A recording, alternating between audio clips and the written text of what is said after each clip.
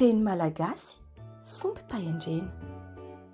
Fa ny teny dia aina, ny teny dia harena, mivoy fahendrena, lovam-pirenena. Antony fisiana, mariky ny fihizina. Tany manakasina, tany mananjina, tany niaviny Madagasikara, tany nipoiran'ny teny tonga lafatra, rakitsaro-piti-piaramonina mirindra sy finaritra ko mendrika hoderaina, loloavina sy hajaina, sompotra hanovozam-bokatsoa, hitahirizam-pahalalana sy hofanilo-pahazavana.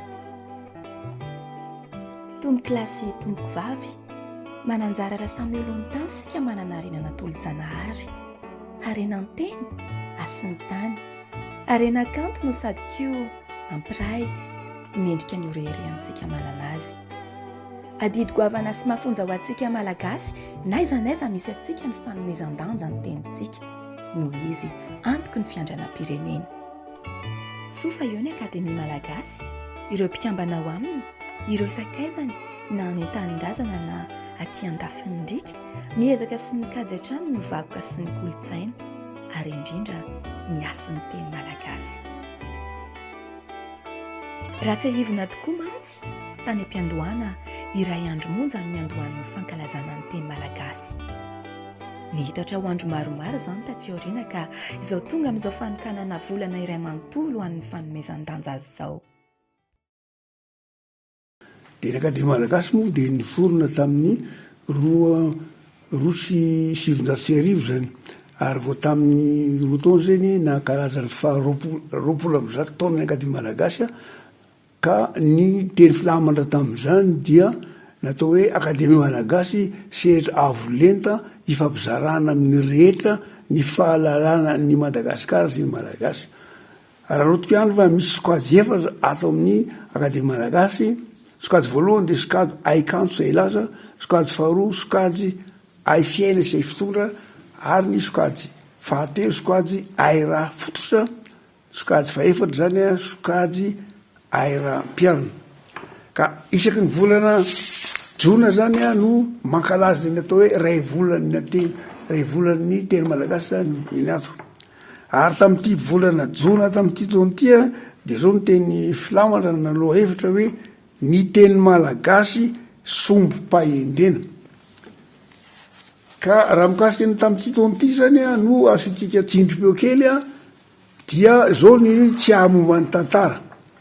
Tamin'ny taona 3,7 no nanomboana ny fanokanana fotoana ho an'ny teny malagasy, dia ny roa andro ny teny malagasy. Tamin'izany no nandraisana ho filamatra ilay teny raha naingsoana izay atao hoe dimo zany, milazany hoe andrianiko ny teniko ny an'ny hafako feheziko. 10 taona taoriana no nantarana ny fankalazana ho iray volana, ary mitohy mandraka ankehitriny zany. Ny tanjona dia fanairana ny rehetra ny amin'ny tokony ampitomboana asina mandrakariva ny teny malagasy amin'ny alalan'ny fampiasana azy araka ny tokony ho izy eo amin'ny fiainana andavanandro sy amin'ny sehatra samihafa. Fitariana ny rehetra amin'ny fampiroboroboana ny teny malagasy amin'ny fitaovana manana anjara toerana lehibe eo amin'ny fampandrosoana firenena. Ny antony fidianana ny volana jona, volana ankalazana ny fetim-pirenena malagasy, ary ny teny malagasy no anankiray amin'ny endriky ny fiandrianam-pirenena. Iray volan'ny ankizy ny teny malagasy no antsoina ihany koa hoe teny biazana, teny reny, teny drazana. Omeny toerana manokana ny fitariana ny ankizy anome lanja ny teny malagasy. Ireo hetsika ny sokajy voalohany na aikanto izay laza ato amin'ny akademia no miandraikitra ny famolavolana sy fitariana amin'ny fanatanterahana ny fankalazana ny iray volan'ny teny malagasy. Akoatr'ireo fandaharam-potoana voafaritra eto amin'ny akademia malagasy dia tsy mialonjafy ny hetsika atao mandritra ny iray volana, ary samy afaka manao izay heveriny mety avokoa, na fikambanana na sekoly na sehatra hafa na eto toerana na anivelany Madagasikara.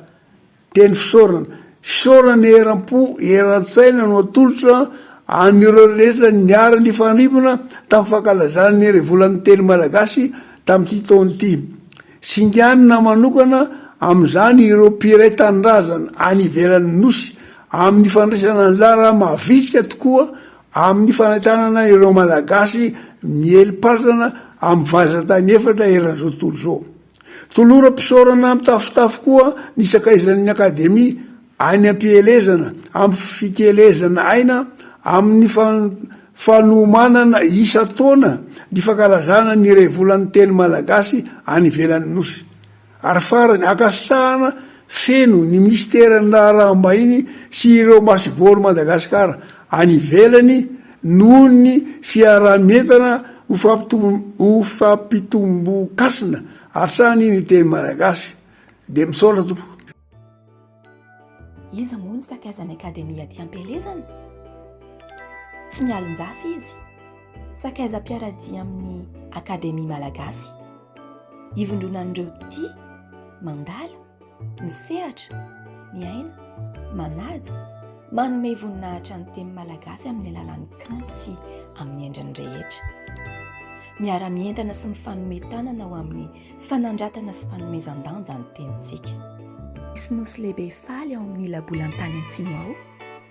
Misy gasikara tsy mitsanga-menatra ao anivon'ny ranomasimbe Indianina ao.